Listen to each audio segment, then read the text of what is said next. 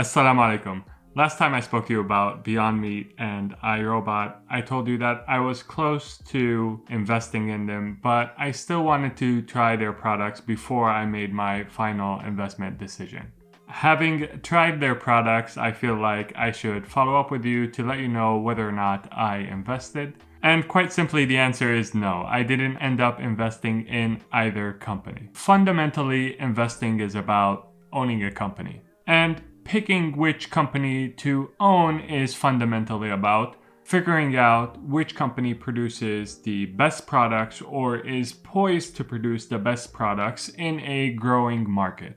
Accordingly, one of the best ways to figure out if a particular company is worth your investment dollars is to try out that company's product. As simple as this idea may sound, it is still one of the best pieces of advice I can give any investor. The qualitative insight that an investor can get from experiencing a product can really help set them apart in terms of their investing results from the rest of the pack. This is because typically quantitative data, the financials of a company, are already priced in. The qualitative data related to a company's products cannot be accounted for by investing algorithms, and where the opportunity to beat the market really lies. Further, it has been my experience that when you have first-hand experience with a company's product, this is what's going to give you the confidence and resilience to hold on to your shares when the going gets tough and talking heads start to sow fear and uncertainty and doubt about the company that you know is a winner. So whenever possible, I always try out a company's products before I make any investment decisions, and I advise investors to do the same.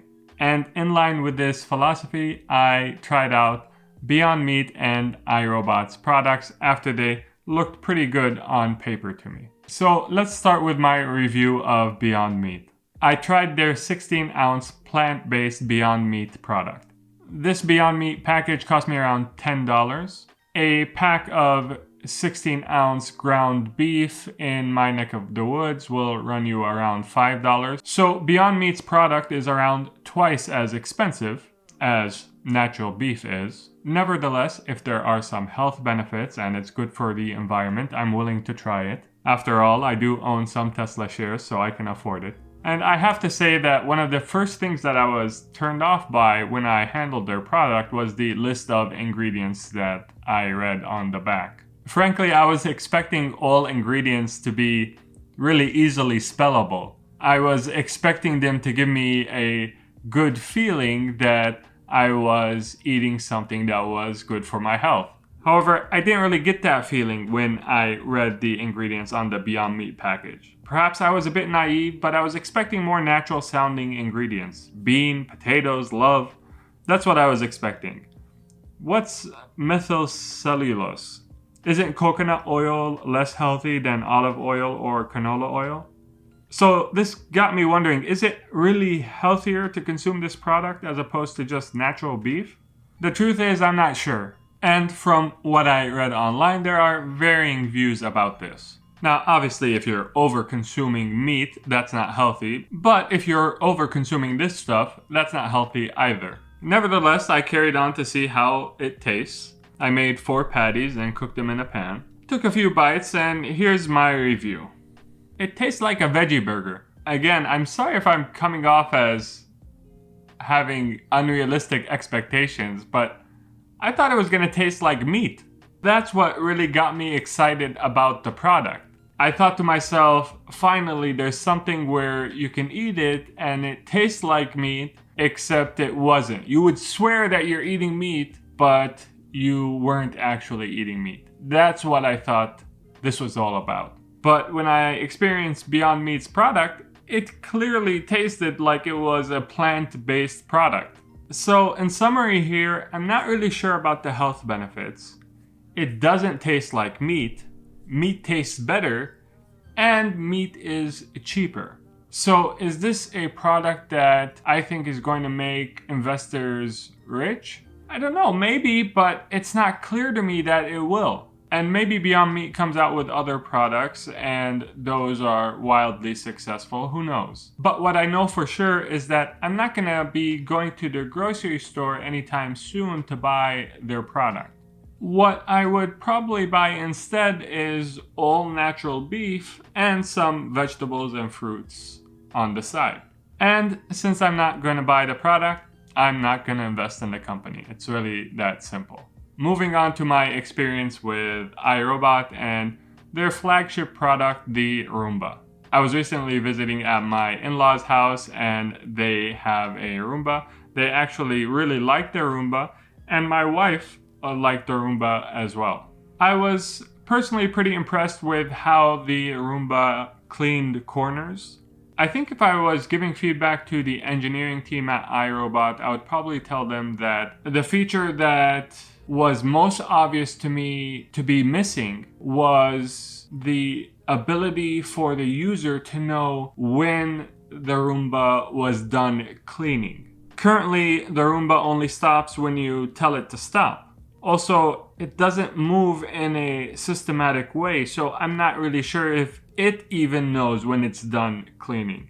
It just moves in a straight line until it bumps into something, then it turns a bit and moves in a different straight line. Not knowing when the cleaning job is done and not being able to verify that everything was cleaned was one drawback I saw in the product.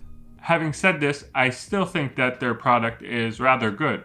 I also think that these automated cleaners are the way of the future, and iRobot has a leading position in this space. However, what was missing from my experience with their product is the feeling that they were so far ahead that it would be really hard for anyone else to catch up with them. I didn't get that feeling. It seemed like good technology to me, but it didn't seem like it was awe-inspiring. I didn't feel a sense of urgency to invest in the company after I saw the product. And this is the feeling that I'm familiar with that has led me to a lot of great investments. This is the feeling that I got before I invested in Tesla, and it's the feeling that I got before I invested in Lemonade. And I've made it a policy for myself that when I don't have that feeling, when I have more of a lukewarm feeling towards a company's product, I skip. I don't invest. So I'm not going to invest in iRobot for now, although I was very close to investing. And don't get me wrong, I don't think that these companies are going to perform badly. In fact, I think that they're going to perform well over the coming years. After all, they are leading players in some pretty rapidly growing industries. However, the issue with investing is that every dollar you invest in company X, for example, is a dollar that you're not investing in any other company. So when I make a decision to invest in company X, I have to think that there's a decent chance that my money invested in this company is going to earn me more money than if I had put it in any other company. This is obviously only true if your objective is growth, which is what my objective is as an investor. If my objective was capital preservation, for example, then my calculus would change. So the bottom line for me is, are these two companies worthy of me passing up on all those companies in order to invest in them? And right now, my answer to that question is no. Keep in mind, this is only my view. Make sure to do your own due diligence before you make any investment decisions. If you want to buy stocks in the United States, use the M1 Finance link in the description. Check out my Insights Halalness reports and my portfolio at halalinvestors.com. If you liked anything in this video, I'd really appreciate if you left a like, subscribe for more content, and hit the notification bell so you're notified when new videos are uploaded. Until next time, make sure to take care of yourself. Assalamu alaikum and peace be upon you all.